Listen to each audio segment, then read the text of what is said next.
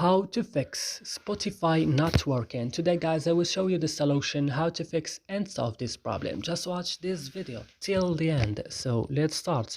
So first you have to go and open the settings of your phone. After this, go to apps or applications. Here you will find all the applications that you have on your phone. You will search just for Spotify. When you find Spotify, just open it like this and then go to storage option.